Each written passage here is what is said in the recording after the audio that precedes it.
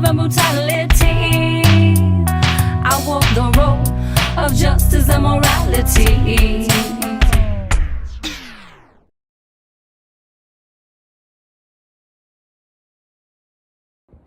Hey friends, this is Chris Jansen. Evil is the destruction of freedom. Welcome to the End Evil podcast. Just wanted to draw your attention to a couple great things you can check out when you're done watching this show.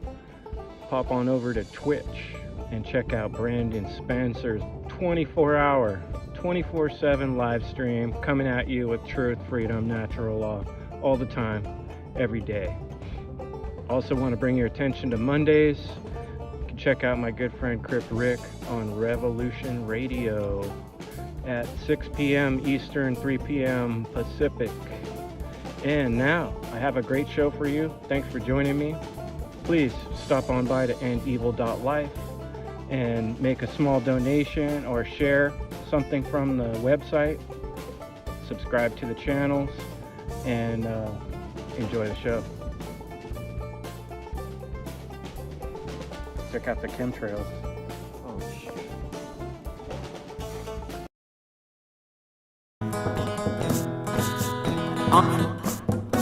I'm in a cage. I'm in a prison.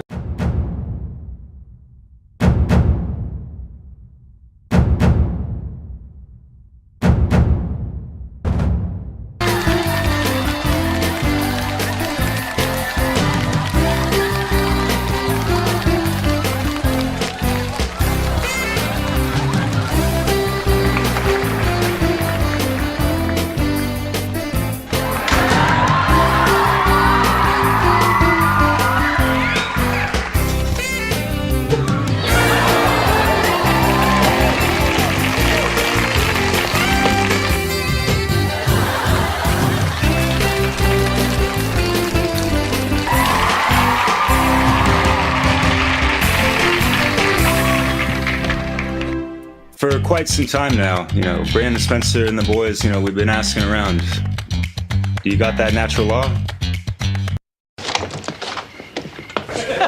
Hi, Mr. Winslow.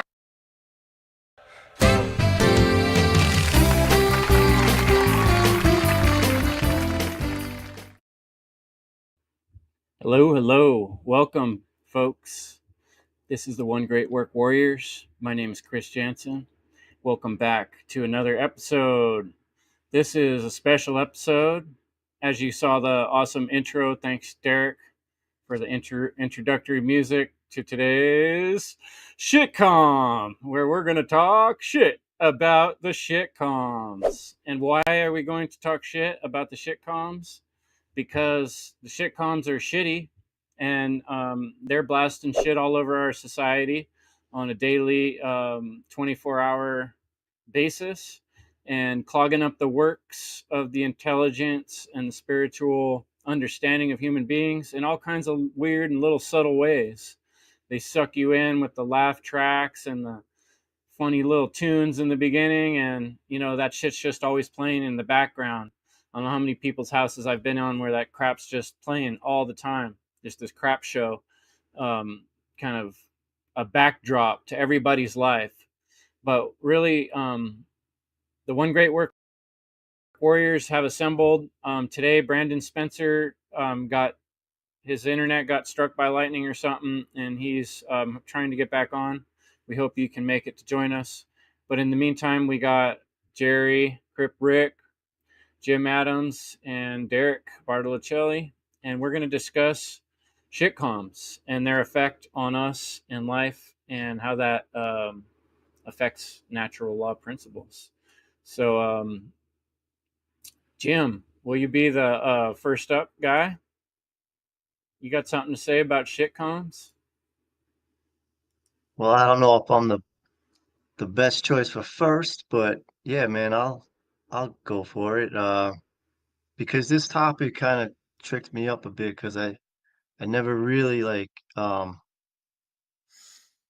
committed to like any one show. I don't think like I'm not like a pop culture kind of person. And like you mentioned, the canned laughter, that was always a thing that would like annoy me. So it was like trying to like tell you when you're supposed to laugh, and when the jokes weren't even funny, I was like why? Like it was just so annoying. But so the one thing that I've come to realize in recent years is, that human beings are programmable. And we just grew up with television, and that's definitely a big part of the programming is, the television programming. So, when you guys brought up sitcoms, I never really thought of sitcoms so much as being a part of it, but yeah, for sure. I mean, it's all for a reason. I know when I was a kid, my parents were pretty strict too. Like, so I know you guys are gonna talk about Married with Children in that, like later on that came up a lot, and I wasn't allowed to watch it. Like, I think I was like in 7th or 8th grade when it came out, and it was very High five to your controversial. parents. Yeah, yeah, but it was like the anti sitcom really, like, compared to, because I didn't even have cable, but when I went to my grandparents' house, they did have cable because my grandfather watched sports. He wanted, ESPN or whatever. So I would watch Nickelodeon, and I was allowed to watch that and, like, all, like, the old, like, 50s and 60s, like, Leave It to Beaver and all that kinda stuff, so I could totally like, that kind of programming was definitely more wholesome, and then by the time Married with Children came out, that was, like, the antithesis of that, and so I could see why my parents didn't want me to watch that. One thing that came to mind, I used to love staying up late, and at around 11 o'clock every night, there was reruns of the Honeymooners, and I thought that show that I love that show. Um, and I was thinking about it, I have some Ralph Cramden in me. I definitely, like, have had these, like, kinda harebrained schemes, pie in the sky ideas and fail, but I feel like I have that character programmed into me, so Mm. I find that interesting. Um, just one more thing, I'll pass it on, getting back to programming, um, how we this is fairly new to television. It's only since, like, really the '50s, and I was born in '74, so it was, but we all were born into it, and we didn't know any different, and it's very, strange that we don't consider the effect, like, it has on us, so we just think it's normal that it's a thing. Like, we can't imagine life without it, but it's if you really take a step back, and 'cause did a lot, 'cause I would not watch and see other people watch and be like, "That's fucked up," like, especially now, 'cause I don't watch TV at all, and, the commercials on top of it, the commercials that are in between, the influence, and the programming in there just to get you is a big factor too, but I'll pass it off to, Jerry. Thanks, Jim. That was great. Thanks for picking this topic, Chris. And as far as Brendan Spencer goes, the show must go on, like Lupe Fiasco song. And I think you guys can hear me clearly, so I'm gonna move on. So when you first introduced this topic, Chris, I didn't really give much thought about to sitcoms, and so that's like the programming that was still embedded in me, and now I can realize I can take a step back and see how I still have programming in me. What else am I unaware of that I've been programmed into? To Jim's point, so in this topic of the shitcoms, I also grew up with watching Nickelodeon, and I used to pretty much go to sleep watching Drake and Josh or Malcolm in the Middle. And I remember an episode from SpongeBob. I don't know if that's a sitcom, but I remember seeing SpongeBob watch TV for like the entire night, and I knew there was something wrong with that. But then I think about me watching him watching TV. So it's almost like, all right, I think there has to be a balance when you watch TV, but there's also the fine line whether what's good information versus bad information. To Jim's point, we're programmable. So we want to feed ourselves with good information. So Nickelodeon, I mean, is that really what kids should be watching with the laugh tracks? That's not even funny. I mean, they want you to laugh on purpose. It's there because they want you to be entertained. And I think Brandon was going to touch on that entertainment to enter the mind, the programming, right? It's to keep you docile, to keep you watching black boxes, black mirrors, keeps you distracted from what you really need to learn, which is essentially how to have a strong mindset, how to have a positive mindset, how to conquer goals, and how to talk to individuals, collaborate with one another, and essentially get the word out of natural law. So I'm just going to leave it there for now, and I'll pass it to Rick. Thank you. And I just want to say welcome all the warriors. Once again, I look forward to these discussions. And hello to everybody in chat and listening. It's great that you guys are all here and joining us for all of these recordings. It's great to get your guys' feedback on this. And I'm kind of like Jim in this in a way. I never watched a lot of sitcoms. So I was kind of always I was thinking back and I'm like, geez, what did I used to even watch? And Chris brought it up, like, what did I watch as even when I was younger? Like, let's go back really young. And I remember seeing shows at like Leave It to Beaver, and then I was thought back more, and I was like, wow, I remember seeing shows like Happy Days was a big one I remember watching, which is with the Fonz. If anybody remembers, I'm definitely dating myself, and and another one was Three's Company. So those are the kind of the ones that I remember, and I came at it when I first started thinking about this. I came at it like, okay, we got this. I was just thinking like how we got to those type of shows to where we are now, and it was kind of an interesting how it kind of played out. The more I thought about it, because I thought back to these older shows that I just mentioned, and I'm like, at least back then, for a couple of them, with especially with Leave It to Beaver and stuff like Happy Days and that, there was this family structure that this show was built around. It was like a tight family structure, and I don't know if you want to say they were trying to promote good values and like just a different way of showing things like this at life.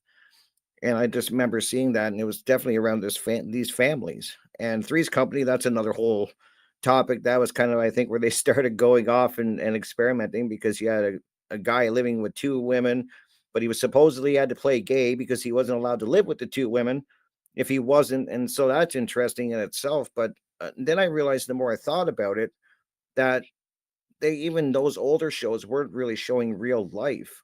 That's what I kind of realized. Like, even those shows, even though they were based around family, and it wasn't projecting to me real life as we think about it, because there's no perfect family like they would portray.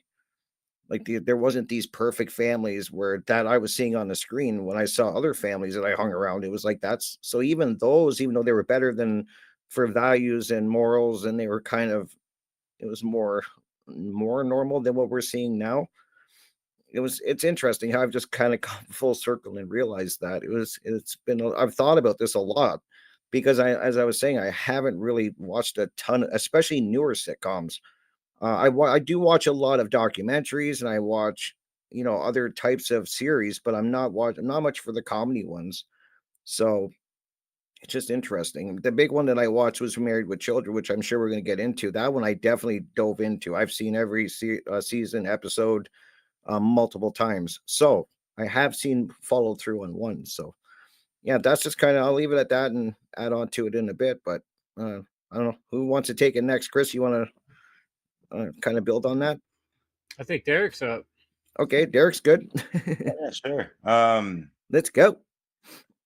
You won't find me in some tight red undies, acting all not all masculine like a Ted Bundy or Al.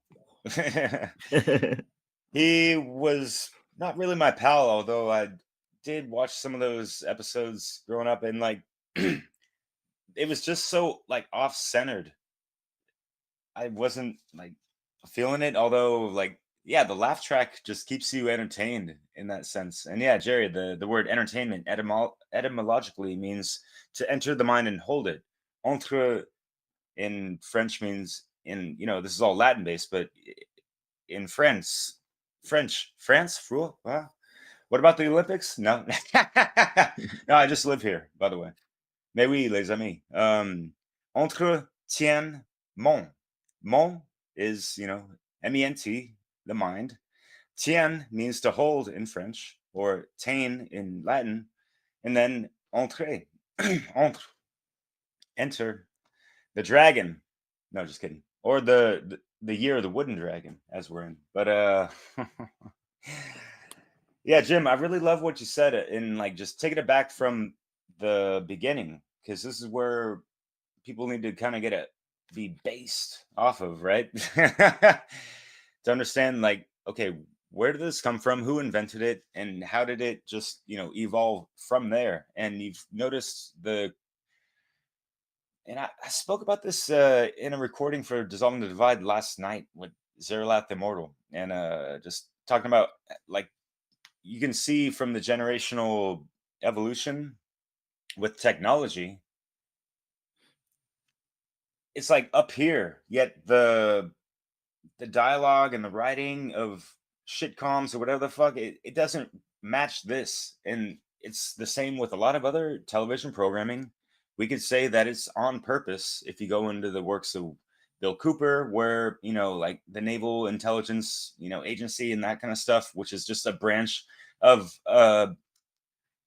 quite a big wicked tree. A wicked tree doing wicketry, right? Anyways. Stemming back on those, with the You're not words, talking right? about the Hollywood, are you? Unholywood, yeah, and yeah, the Hollywoodization of things, and yeah. So, what I've noticed, especially, just living out in France and detaching myself, like have not owned a television for a long time, and just being on the outside looking back in. And believe me, I grew up watching a shitload of television. My favorite shows growing up was like Family Matters, Simpsons, and yeah, forget what else. I was in like Voltron and the old animated X-Men type of shit. But just going back to what Jim said of like how things were more wholesome back in the days, like even like the fucking Brady Bunch and all that stuff. And I'm sure people have seen recent Brady memes Bunch. of like even then they weren't concerned about the measles or something like that. It's like you don't need a vaccine for the everyone just just go to the neighbor's house and have a chickenpox party, whatever the fuck, like back in the days when things were more holistic, wholesome, and now yeah, it's like the simulacra and simulation of just like the carbon copy fucking cookie cutter conundrum of a lot of other useless writing hacks that have just copied other people's ideas from past times or whatever and just made some fucking slop like whatever the fuck is on CBS, TBS, USA, or Fox or whatever the fuck. Like how many fucking channels are there? I'm already subscribed to over 500 channels on YouTube. I don't need any more. I supplemented my shit with some other stuff, and that's just one platform outside of the BitChutes and Odysseys. But anyways, so yeah, I'm not a big fan of the whole rinse and repeat week after week regarding just okay, so the weekly program, and yeah. I have a meme of Homer just going through the whole every day of the week and just having a more delirious face of just an emasculated man that just never fucking knew himself really and just got pumped into the some cog in the wheel of the machine within the matrix, and it doesn't even know how to like work the nuclear facility. Anyways, this subject is so vast and this and that. It's huge. It's hard to bring it back more to generalities sometimes. Can I add something, Derek, to what you were saying? Yeah, go What we're for it. kind of building on is that from the shows I remember, the older shows I was mentioning, a lot of the shows, and even like a cartoon. I remember a cartoon I watched, He-Man. I loved that as a kid. There, at least the older shows, I always found that there was a lesson to be learned. So that's what I loved about the older shows. Like there would be some type of moral issue or something that had to be worked through. Yeah, Knowing is half the battle. exactly. They used And to they have would that have, little yeah, lesson at the end of every one. yep. And Remember the He-Man one was the same way. Yep, they'd have kid He-Man. got stuck in the refrigerator underwater, and Yep, then the big black guy that carries the torch, the flamethrower guy, yep. guy's down there. His name's Barbecue, I think, something like that. And he gets the kid out of the refrigerator, and then he's like, "Kids, never play inside of old refrigerators." But that's so true, Chris. Yeah, and He-Man at the end of every episode, one of the main characters would come and describe the whole lesson at the end of the cartoon. We don't have that. I don't see that anymore. The limited amount that I watch, I don't see that. There's not lessons that they're teaching. If they're teaching anything, it's opposite of what I remember. Yeah, I mean, it's cool you were not trying to sit calm Yeah, and watch other stuff. And I'm gonna pass it to you, Chris, and just finishing off of just yeah, we're just talking about a specific genre within so many different genres of programming on top of programming on top of programming. And what the point I was trying to make is just yeah, they try to build up week by week of all the commercials and the advertisements and all this stuff, and just people just turn on the television as if it's just daily routinely reaction. And Chris, I know you guys had a wonderful live stream the other week talking about rituals a little bit, And and well, how symbol. this plays into just like how they're the television is the altar of a lot of people's family rooms, right, and all this stuff, right? Yeah, absolutely. you're kind of making me think about The Simpsons was one on the list I made. I chose a few to kind of focus on, and The Simpsons, if you remember, at the beginning of every episode, dun dun dun dun dun dun dun dun, dun, dun, right? They're going through the whole routine, right? And they always end up on the couch. And if you think about Married with Children too, Based around it. it's based around the couch. Yep. And a lot of these shows are, the more you start thinking about it, they're based around the couch. And that's the whole thing. What do you do when you watch the shitcom? You shit down, right? You shit down to watch the shit, right? It's a shit theme scene with a shit stream of shit teams. That was a little poem I made up. But I thought about some of the shitty morals these shows are teaching, and sort of cumulatively they all do this too. And I mean, think keep in mind how important music is. Like when you hear music, it puts you back in the place where you were at that time, right? So we're back in the couch, back in our dysfunctional family, and that's like what the joke is here, right? On most of these shows about the dysfunctional family, which is basically one way or the other, it's the destruction of the male archetype, or it's the destruction of the female archetype, or both. And the main shows that I was kind of thinking about with this: Friends, Married with Children, The Simpsons, Seinfeld, and The Office. There's a lot more out there, but those five are ones that I've been exposed to repetitively. How many times do you have to repeat something before it becomes a program? How many times do we have to say something and hear a sound before it does get programmed into our head? How many times do we hear something before it does start to affect our thinking when we don't realize it subconsciously? How many times do you get into a disagreement with argument with someone and your brain is looking for the right words to say when you're mad or frustrated, and where's it going to go to? Right? If you're listening every night to these shows, people with their comebacks, and they're talking shit to each other, that's pretty much, I'd say about 50% or more of what shitcoms, the essence, the pulp, what it's actually about. They're either telling lies and then spending the rest of the show, like in Seinfeld, covering up that lie with other lies and telling lies to each other and themselves until they get themselves into such a pickle that it's hilarious. Ha ha ha ha ha. How funny that you told all those lies and got yourself into this really stupid position that you should have never got into if you wouldn't have told the first lie and the second lie, you know. But that's basically like what Seinfeld is about, is telling lies. And then in between telling the lies, there's shit talking. You're either shit talking about yourself or you're shit talking about your supposed friends. And that's what Friends is as well. The whole show is let's make all the men act like the wussiest men you could imagine on the earth, that have no backbone, that don't in any way embody the male archetype in terms of being strong or honest or brave. Let's make the women have some of those attributes, and then we'll make the men the opposite, and then we'll make the women kind of more male like. They're more decision making. So they're basically taking the male female roles and just screwing them all up, and then they're constantly all talking shit about each other through endless shiterations, I would call it, endless shiterations of how can we make ourselves and each other look bad because of lies that we told, or by bolstering our ego in a way that, you know, all this really breaks down to something even worse that's a little deeper layer, and that's de facto Satanism.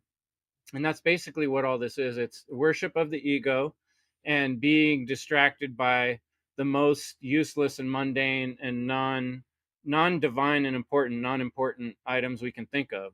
So some of the things I see in destruction of the male archetype, like Homer Simpson kind of shit, Al Bundy kind of shit, laziness, sloth, dishonesty, infidelity, low confidence, making fun of others to feel better about yourself, cowardice, and then like Friends, women embarrassing men, women solving problems that men can't, making men look like wussies, men showing off with nothing to back it up, men being soft spoken, dressing feminine, worried about their appearance, tripping on their shoelaces, basically, inept, lacking strength and agility, no commitment to things that matter, dressing and acting like females, and stuck on porn, and always single because they can't hold a relationship together. And then, like they're doing in Married with Children with the young daughter, slutty, or the mother even, right? Completely obsessed with materialism, dressing slutty. The girl's too young for sexual content. People that are watching this are too young for the sexual content that's being joked about. Women are used as idols and objects. Women are like dressed in clothes and pumps to Barbie themselves and create an impossible image and standard that normal women can't ever hang up to. And then they talk about their superficial desires. They always make fun of unintelligent blondes. Women's can't do males' jobs or chores. They're constantly making fun of that to enforce that stereotype. And your job is more important than your family. A lot of these shows that I didn't list here are young children in big, fancy, rich houses. This is Disney does this every year. They have a new one. There's like 3, 4, 5 children of different races. Their parents are so rich that they can't even afford to spend time with their children. And so the children are like super critical of adults. It's like a Children of the Corn kind of situation. So the job's more important than the family. No one listens to the women. The women are not feminine. They act like males, and they're not feminine in either kindness or grace or gentleness. And then there's ultra sexualization. So, I didn't have to think hard to come up with that stuff. It's just like boom, boom, boom, boom, right there. And yeah, you might say, oh, this is all just to laugh at. It's just to be funny. But isn't there other ways to laugh? Isn't there other ways to be funny? Is this really the way we want to laugh and be funny every single night as a ritual? Yeah. I think it's good, yo. And Married with Children, that was the whole show, was degrading each other and laughing at each other. So that show was famous for it. Based on it, actually. So that was the only one, Chris, that I ever really, like I said earlier, I leaned into and watched. And it's fascinating when I think about the show now, all these years later, and it just what the whole story, right? You have Al, the father, who meets his future wife in high school, but in high school he's a promising football star, and he's got like high hopes, and he really wants to go forward in life. And then what do? They bring in that he meets his wife, his soon to be wife Peggy, and what does she do? She's lazy and doesn't want to work. She's a hillbilly, and she traps him basically with sex and then having kids. And then that's the whole, then like you described, the whole story kicks off from there. And then you see what they, like you said, what they did with the daughter, Kelly. She's the blonde, dresses super, super, slutty, I Yeah, guess and is how the old best. was she supposed to be?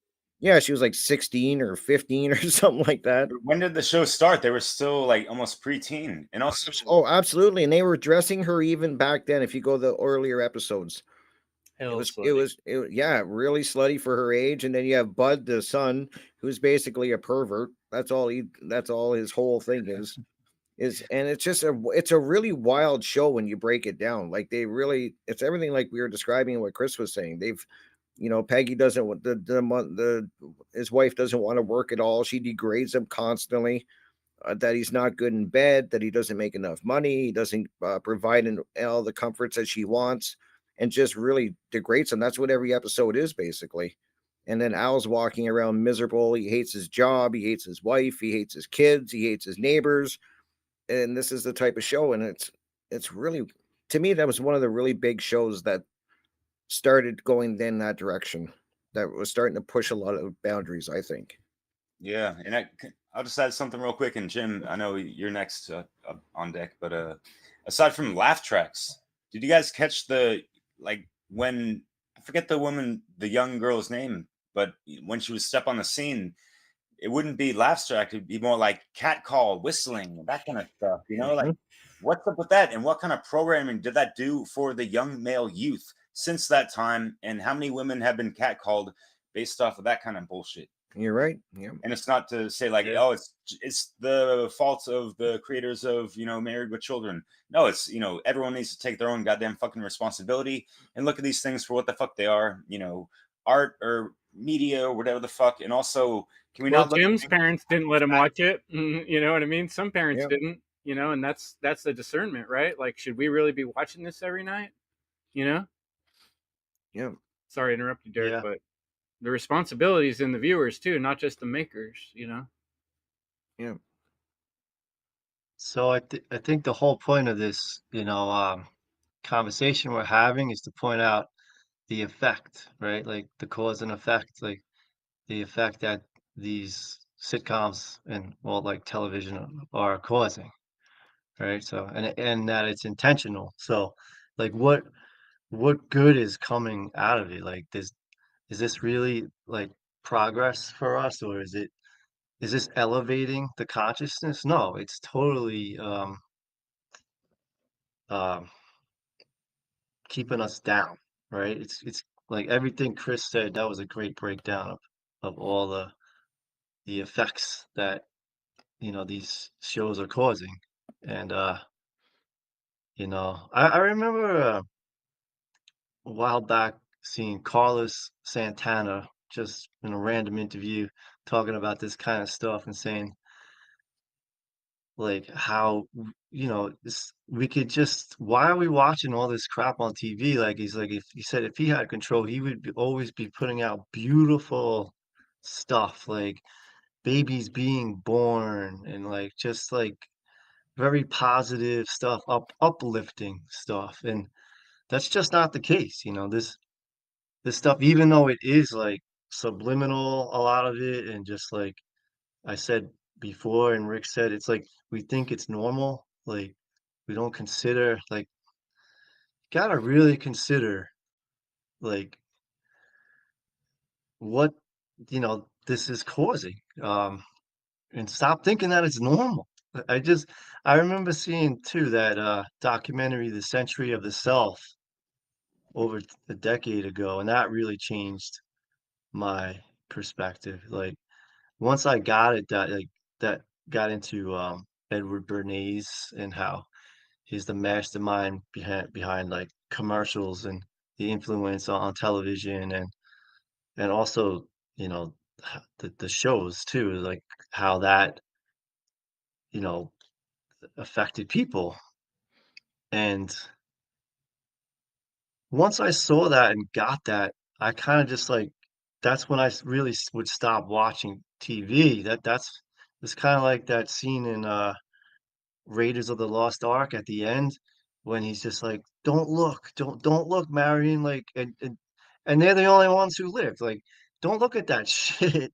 Mhm. Like, especially with the news, like, the news is that's a whole 'nother, but you would always get the, coming up at 11, on Eyewitness News, in between when you're watching those sitcoms, um, but yeah, if you watch the news, forget it, then you're really screwed.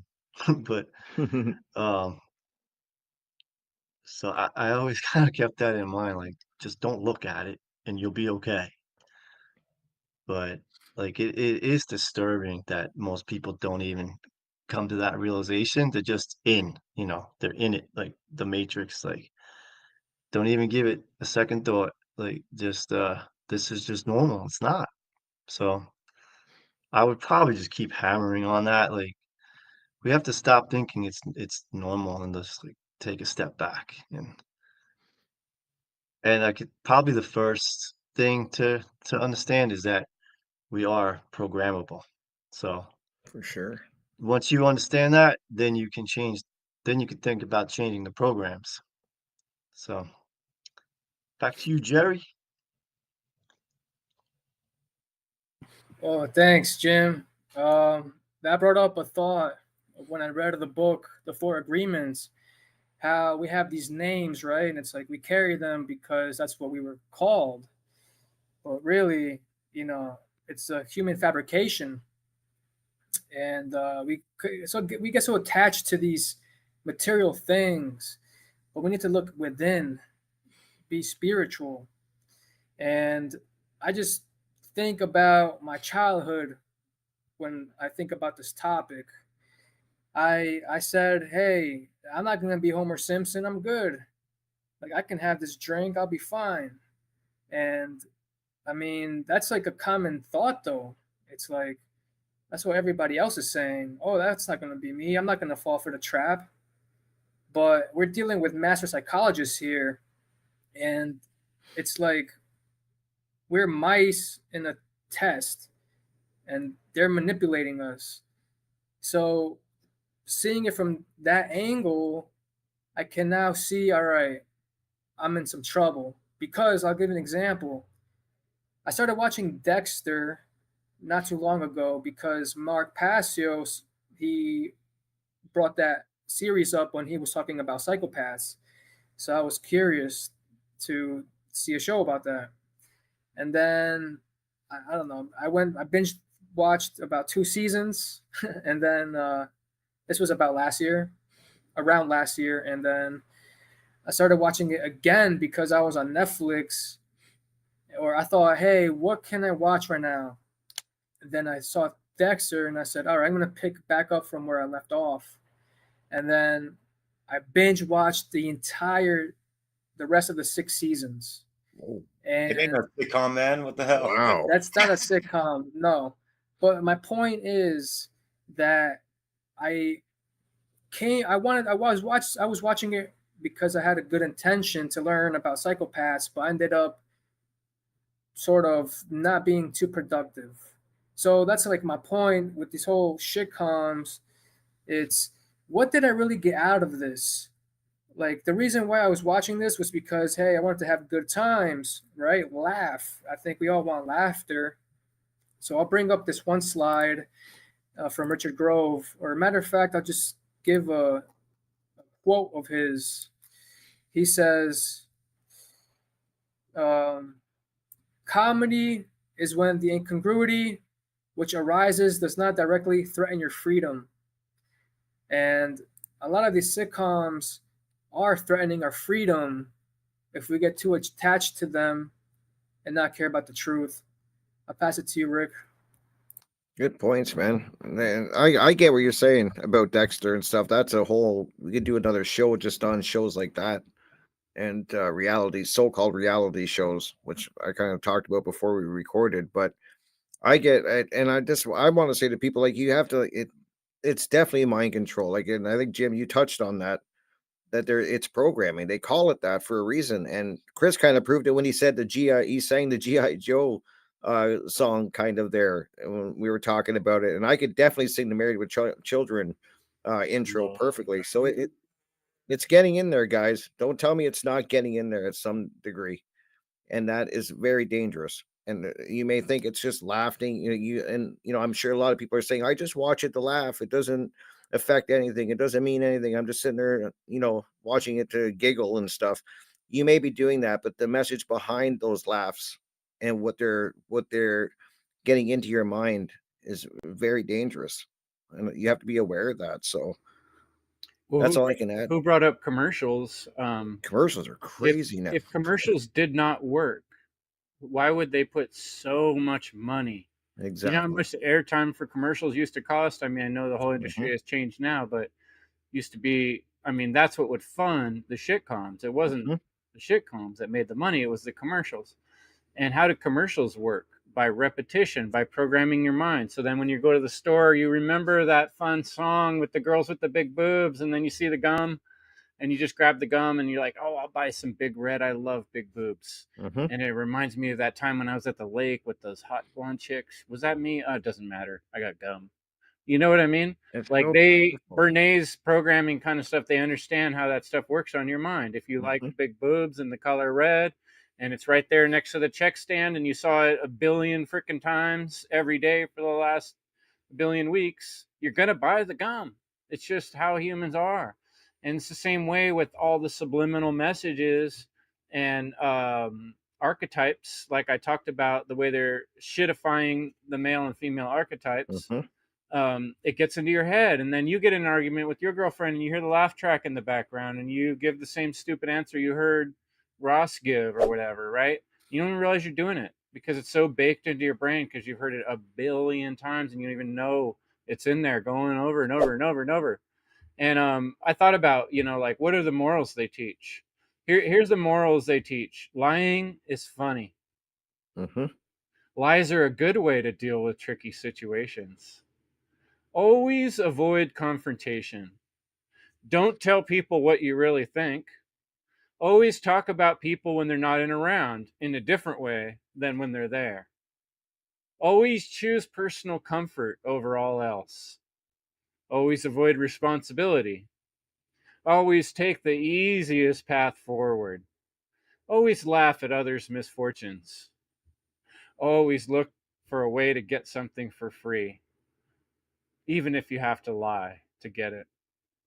And practice extreme triviality at all times. These are the morals that you're being taught on a nightly basis. And this is a ritual because it's a worse kind of ritual because, like when we think in our head of like evildoers doing rituals, you imagine maybe a fire and, some sort of sacrifice, a bunch of people in masks, and at least they're making some sort of intention and they're choosing to be there and do that. But what most people are doing is just ending up on the couch, like in The Simpsons or these other shows. They're getting gravitated to there because the rest of their life is so lacking meaning and purpose, and they're so tired and exhausted from a day of drudgery at their slave job working at the power plant that they just kind of like, fuck, I just want to lay here and zoom out on something. I've said it myself. We all mhm. have, right? Yep. Like when I have a hard ass day, there's nothing that sounds better than, drink a tall can of beer and watch a dumb show. You know what I mean? And Mhm, I fall into it too, even though I'm conscious of these things. But most people aren't conscious. And so what's it doing to your motivation in life? The motivation that's taught, the motivational notes that are taught in these shows is only work hard in order to help yourself, only work when there's nothing better to do, or only work on something really hard when it's a great distraction and it's trivial and it doesn't actually help human beings. Always try to get people like you, um, even if that means compromising your values. Always try to get people to like you, right? Even if that means compromising your values. Petty issues are top priority. The more petty, the more top priority, because that's more funny, right? Always keep your attention on the very most unimportant things in life.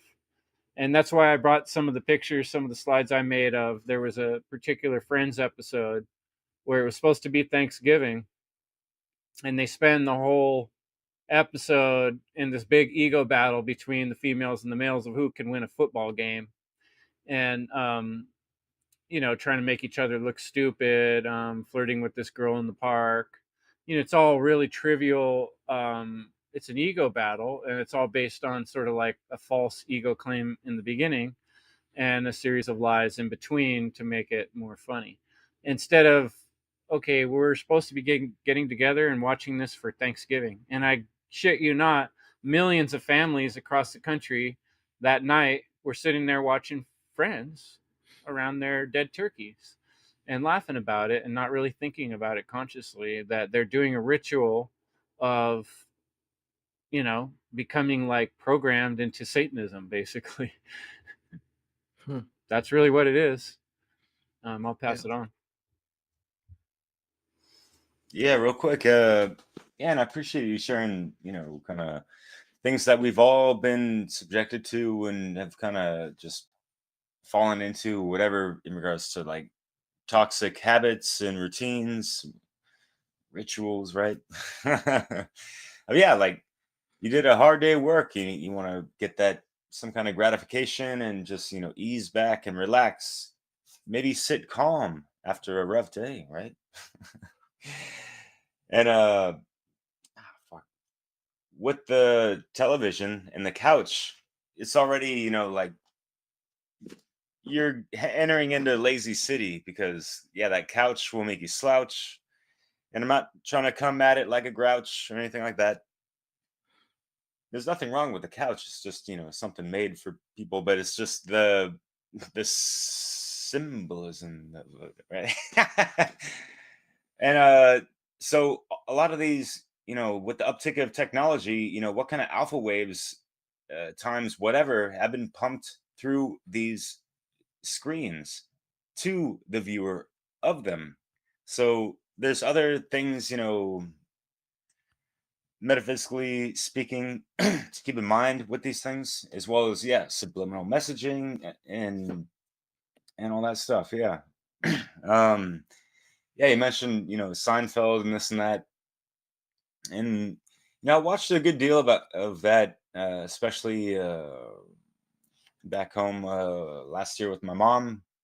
She was a fan of that, and like to have some kind of time with her sometimes when she just wants to relax, or like she's like always working, but just to have the TV on and just like watch something kind of like, with that divided attention in so many different directions, right?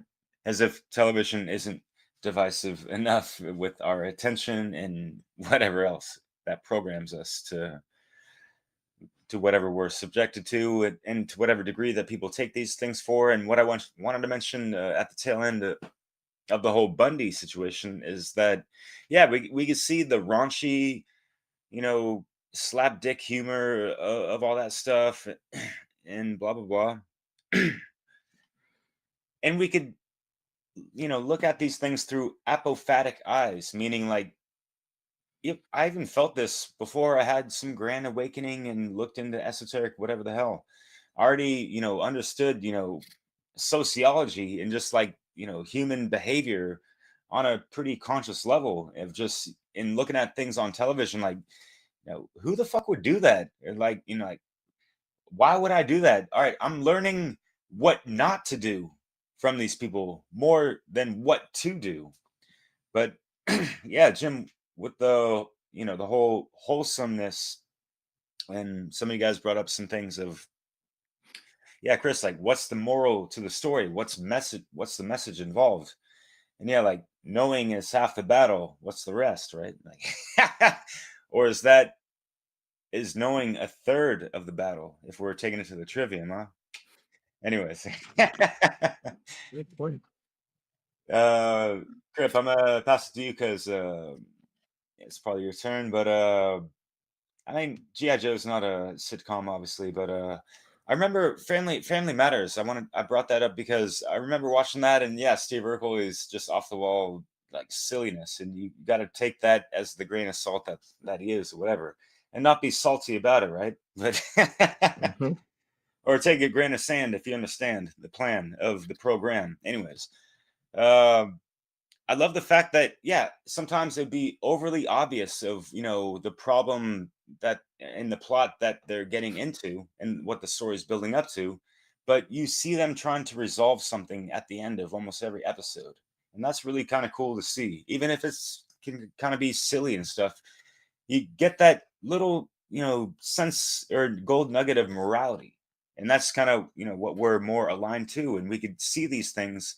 And when we look at things now through, more awakened eyes, we can just discern a lot better and see it for what it's worth, and see the programming manipulation, but also, oh, okay, they did some cool stuff there. Okay, like we can have respect, and respect is just a word to look back again. And if we're looking back objectively and being the objective observer and not being moved by, emotionally, where they like to pull at the heartstrings with the music and the dialogue, all this stuff, right? We can, just take it for what it's worth. And if it's not worth that much, just carry on, right? Voila. Mhm. Very true. Good points, man. I'm just listening to what you guys are saying. I'm actually jotting notes down, kind of just as we're talking, so I can go back over it afterwards. But now, what I'm thinking about too is I remember growing up, we had such a small TV in the main room. And this is where I'm just thinking, like, we just had this small black and white, believe it or not, TV, very tiny, and we all kind of watched that one TV. And now I'm thinking, look how big these devices are getting now. Like TVs now, people want the biggest TV they can possibly afford. They're huge and usually in multiple rooms. So it's not like you just have one TV. Everybody's got pretty much a TV. I'm assuming in their room. Everybody's got their own TV, or there's at least a few in every household. And you guys are kind of touching on the social engineers and the programmers. They know what they're doing, and they've got this down to a science, and it's and an art form basically is what they're doing to people. And it just shows you the power of these devices to me, because as you said, when you said, I think it was you, Derek, it's putting you in a trance state. So you're sitting in front of the couch, and it's designed to do that. And I know a lot of people think it's probably just, we were talking about it, like you just want to sit down and just be entertained, and it's a little bit of harmless entertainment. But there's definitely subliminal messages going on, not just with the show you're watching, but as you said, the commercials, and those messages are getting in there, and it's so powerful. It's definitely steering society and people, and putting thoughts in there that would not normally be there. And Chris was kind of touching on, we all kind of touched on it, that it's a very powerful thing that you have to be aware of, even though it may seem like fun and it's harmless, and it's not, it's not really a big deal. It really is. And that's kind of the trick that they're pulling over. That's the illusion that they're pulling over people's eyes and selling to people. So I just want to add that in, and maybe Jim wants to add on to that. Yeah, man. Thanks. I was thinking, we're kind of dating ourselves a bit, being a little nostalgic when it comes to sitcoms, because I don't think there's like any sitcoms these days that are like popular anymore. That like none like come to mind. I don't watch TV, but I just don't think that there's nothing like that compares to Friends. Like Friends was like one of the last big ones, or like Seinfeld. I don't know, I could be missing uh some of that, but since like the smartphones came out, that's changed the whole dynamics of programming. And Derek, you had mentioned earlier couch, and that triggered couch potato for Yeah. me. Like, and that's definitely the effect like that was they wanted to cause, like to create lazy sedentary people, like just get on the couch and be like useless.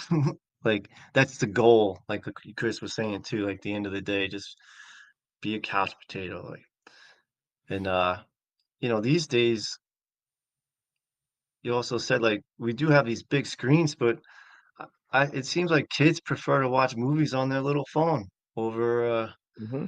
TV. So like they're totally attached, us as well, to these smaller screens that got us all day long. We don't even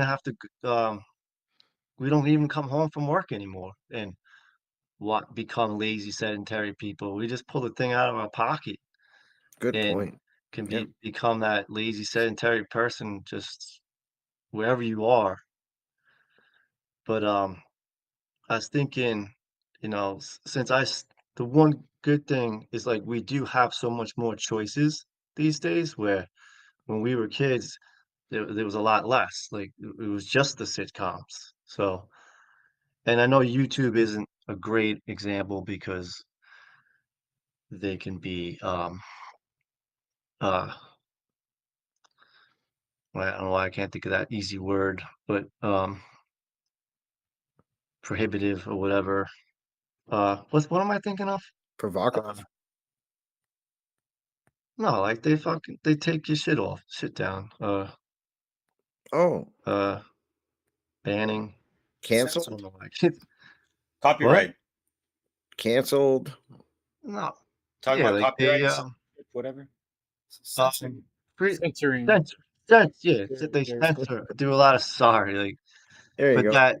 that's the point. Like, so like I'm not trying to promote YouTube, but there is a bazillion choices of things to watch, and you can get there's lots of educational stuff out there. Like, you don't have to be a lazy, sedentary person. You can. There's lots of ways, other avenues, or streams that besides YouTube, where you have these choices to educate yourself and like learn a lot more than ever before. So that's better than like what television only had to offer. Like we do have alternatives available to us, much Mhm. easier at the same time. I think that's good. I'm just trying to point out, some solutions to being a couch potato, like, and just again, always trying to understand, like that's where they're trying to keep you, down, keep you down into this lazy, sedentary couch potato human type of human. So Yeah. also, zombie comes to mind. That's something they try to cause.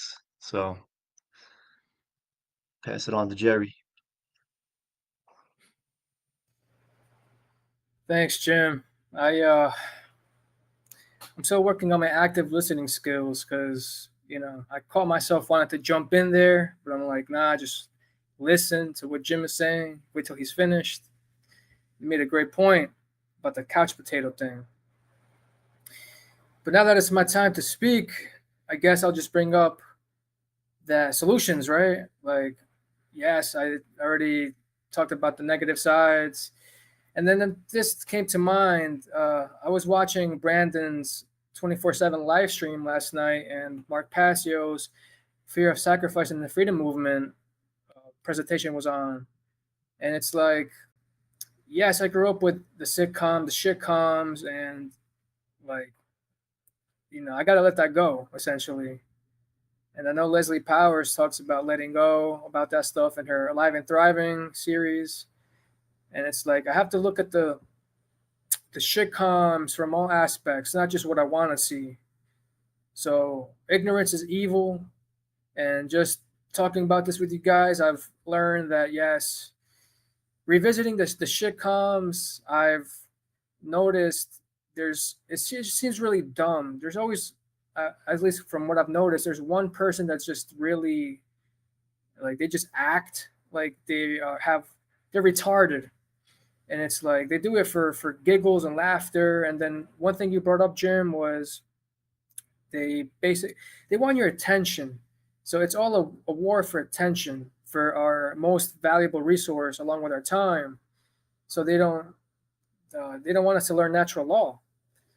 So I mean, people are going, since they don't understand the foundation of freedom, they're going to be lost and watching shitcoms and talking shit with their compadres. But now I'm going to get into solutions. I mentioned Brandon's 24/7 live stream. Watch that. You'll be fact up. You will be learning a lot, tons. And I recommend an hour a day. I mean, I think everybody has an hour that they can invest in to become a conscious human being and fight for liberty and freedom. And I would also recommend Benny Wills. He has a new community, but he provided a free community with all of his Joy Camp videos. Once I got censored from fucking that Nazi platform YouTube. And yeah, I mean, we have to end evil. So that, I mean, you want comedy? That's comedy, and comedy is dying. I feel like so we need to keep that alive. But shitcoms ain't doing it. And I would also recommend Grand Theft World. I mean, yes, there's a lot of heavy stories going on, but you know, there's some comedy sprinkled throughout that, and even whatonearthishappening.com. I mean, it's very serious, but you gotta have a good sense of humor when you're doing this stuff. You can't just be dry and stuff. Like if you look at my image in the One Great Work Warriors, I'm just I'm serious. I'm serious about growth, but gotta have that sense of humor.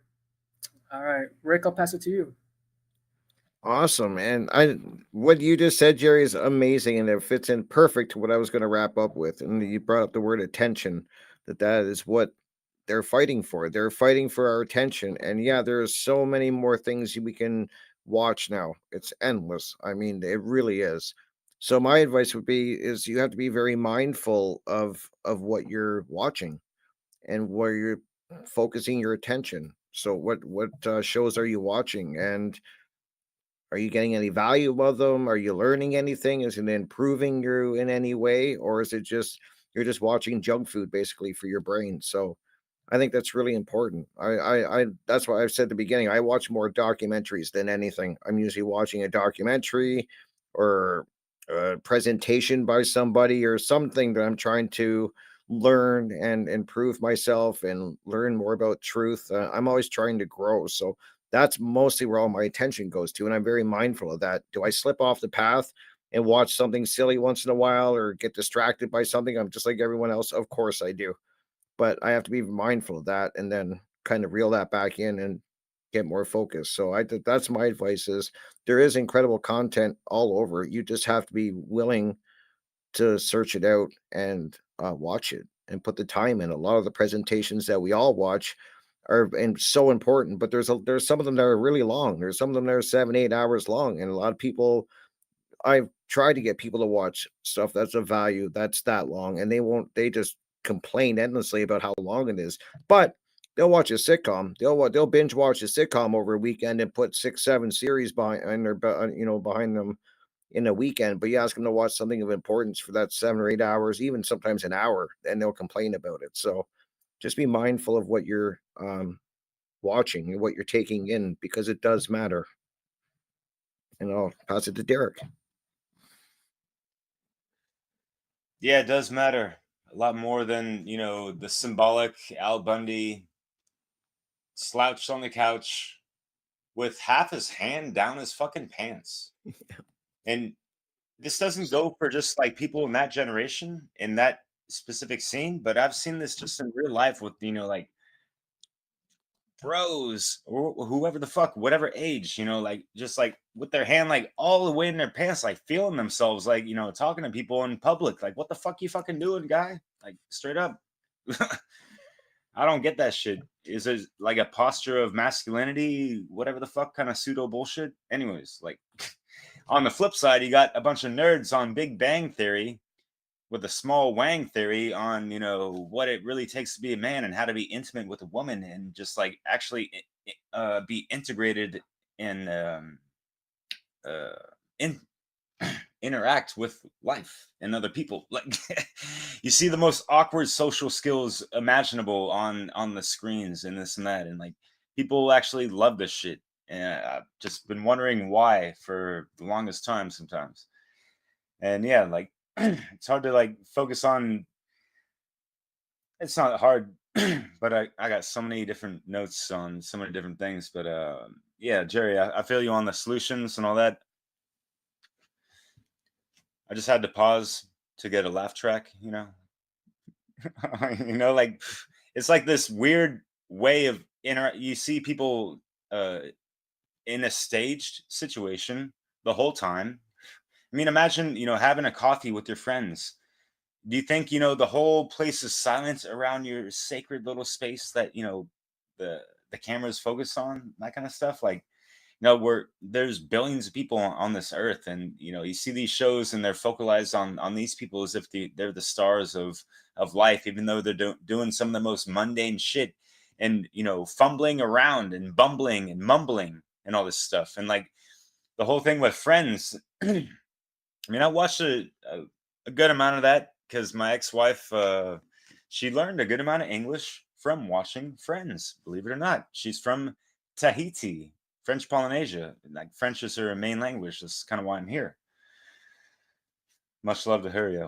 Even if we're not together, it's just keeping that heart light as a feather and respecting that love through that specific endeavor. But yeah, like watching Friends, I've realized like how many fucking porn references they had, throughout, I was watching it from like 2013 for a couple years, and with her, and I'm just like, wow. Like, and these are supposed to be like, like people in their late 20s, 30s, whatever, like people living in New York where it's kind of fucking cutthroat. And but they're all hunky dory about stuff, and it's like, okay, it's like, can you be more silly? Like, as like Chandler would say, like, his little catchphrase things. And so, yeah, like that's something I wanted to mention, Chris, in that last live stream, of how there's like the parasitic language of how things have been kind of programmed into our dialect of certain words and phrases and all this stuff. And you just see, and what, or rather hear, when you're talking with people that are ensconced in poop culture or pop culture, right, that like some of these shitcoms, and you can catch some of that lingo that they're just spitting verbatim through, they're vicariously living through these fictional characters, right? So we all really got to reel it back in of who you really are in the end, and how you are in contrast to all these caricatures out there and this and that. And we can, yeah, just see for what it's worth, like I mentioned, and yeah, recognize the silliness. We can respect some of the, like, hey, like, I'm not one to be able to create and produce a television show. Are you? At the same time, like, it's out in the public. Is it good? Is it bad? It's up in the air to be criticized, whatever. And there's so many divisiveness about people's fucking opinions about whatever, due to whatever kind of ego attachment or distorted interpretations and whatever the hell. So I'm gonna pass it on to you, Chris, man, because I'm just gonna linger on all this stuff and the follies of, yeah. I was thinking about a couple of our older episodes. What was the one called that we did where we talked about the ego? What is the ego? That's a real old one. If you look back, in One Great Work Warriors, we had a great episode where we talked about what is the ego. And then I wanted to point people back to, there's 2 episodes on the dangers of compromise. And we really talked about in that episode a lot about how there's all these ways that the bar kind of gets lowered when it comes to, and it's all about principles. We talked about this too in society. And one of the ways that happens is through the boob tube, through the shit tube. And there's really not much of value on there, to be true and honest, in my opinion. You should be reading books, listening to books, um, documentaries, and things that are recorded purposefully for a reason have 100 million times more value than one of these shitcoms. You really nailed it, Jerry. I like how you put things there, especially being in that kind of zombie state of mind where you're entertained, like Derek so well described the roots of the word, where your mind is sort of in a right-brained, imaginary kind of place. You're very susceptible to subtle comments and music and things that you don't realize are subliminally affecting you subconsciously. That's how hypnotism works, through repetition and by applying to your right brain, to getting you in that imaginative state. So being aware and conscious really changes that. Be aware of the repetition of the music of the same words and phrases, as these guys have, so well discussed and brought that up. And then one other thing that, Jerry, you brought up, and I know it's not a shitcom directly, the Dexter, but it's a good example of something I called the demented hero. It's in all these shows too. They've been subtly doing it over the last 20, 30 years. I've been noticing more and more, like The Sopranos. The hero of the show is a vile person who's killing and murdering hundreds of people, but he's kind of a nice guy, and you get to know him, and the whole show is kind of from the point of view of this guy, and he does have his moments where he does sweet things, and so you start endearing him. But they've sort of subtly tricked you into looking from the eyes of the demented hero, and you can't help but living vicariously, as Derek said, through these people. And then if you're conscious and aware, you'll see how much more movies and shows have done this. And then getting you used to ritual slaughter of people on a regular basis.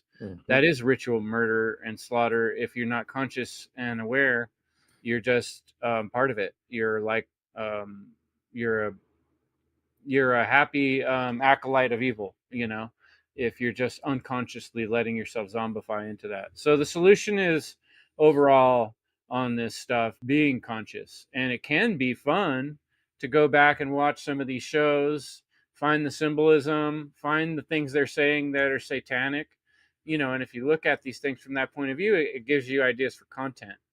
And I'm going to be going, as you're seeing in the coming weeks, in that direction, because I think it's a way to get people a little more interested. Now, we shouldn't have to sink to the depths of deranged and the worst things we can think of to get people's attention. But that's where people are at. People are in the slime that's been pouring from the Nickelodeon since they were kids. What was that slime they were pouring on those kids? There were some pretty disgusting beginnings to Nickelodeons, were actually originally little picture shows where they showed nudies way back in the day. So the actual history is not quite so easy to find. But it is evil and it is sick. And if you look behind Hollywood, you're going to find a shitload of people that are into human trafficking and human slave trafficking and terrible things with children.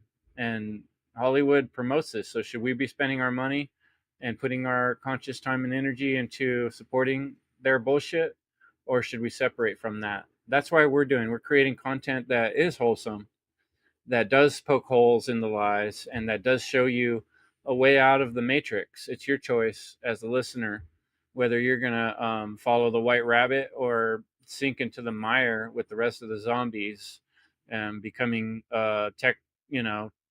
demented hero in their hypnotism of bullshit. And behind all that, there's another agenda, which is called the Technotronic Agenda. And the Technotronic Agenda is a future kind of like the Matrix, where you're all hooked up in your little machines and your little boxes, and reality seems very real to you and all that shit that's going on inside of your visor, but you're actually just like a boneless fish inside of a black box, which really isn't too far separated from where we are right now, especially since COVID, when people more and more are used to working from home.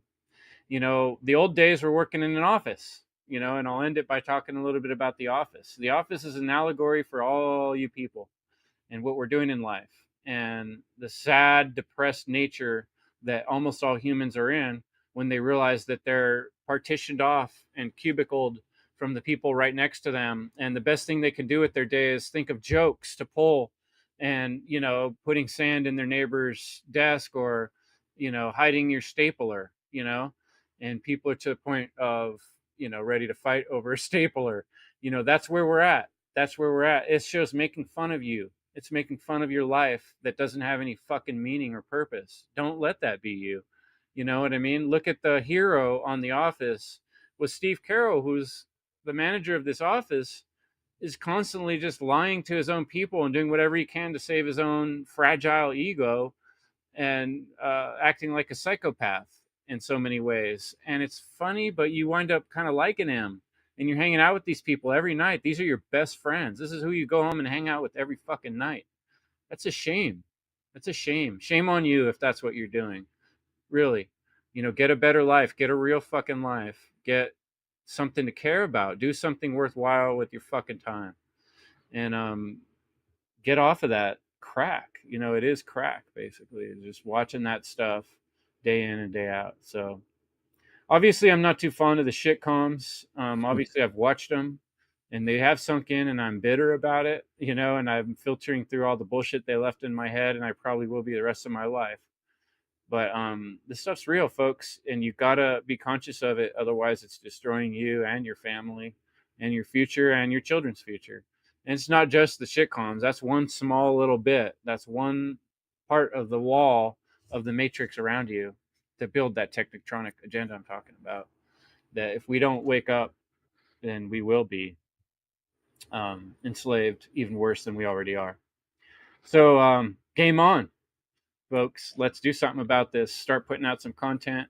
Start being conscious, aware, and pointing out the bullshit where you see it instead of letting it soak into your bones. Anybody else have any last words before we close up this awesome episode? Yeah, I'll just say real quick, Chris, I love the fact that you meant, like, it's really alluding to focus, and we do not want to have, our minds and our thoughts being inundated by a bunch of unconscious miasma from the media and all these things. So yeah, like, we have so many different options out there. There's the One Great Work Network. There's autonomy, as Chris, Jerry, you mentioned, in like so many different outlets of wonderful conscious content, if you will. Yeah, check out the One Great Work Network. Got like 70 content creators there. Check out Brandon Spencer's live Twitch. It's running 24/7. What else can you ask? Plenty of good stuff out. Get the ARC. Send Mark Passio some bucks. Send him a donation. Get your terabytes of videos and movies and stuff to watch for the rest of your life. So yeah, here's to doing something worthwhile with our time. And thanks for checking out the One Great Work Warriors. Jim, Jerry, Rick, Derek, thanks for coming, guys, and bringing all those powerful thoughts and ideas. And I hope we can, I really miss having Brandon Spencer with us this week. But, hopefully he'll add some little bit of his creativity to this. I'm sure he will. And we'll be back next month with another episode from the One Great Work Warriors. Thanks, folks.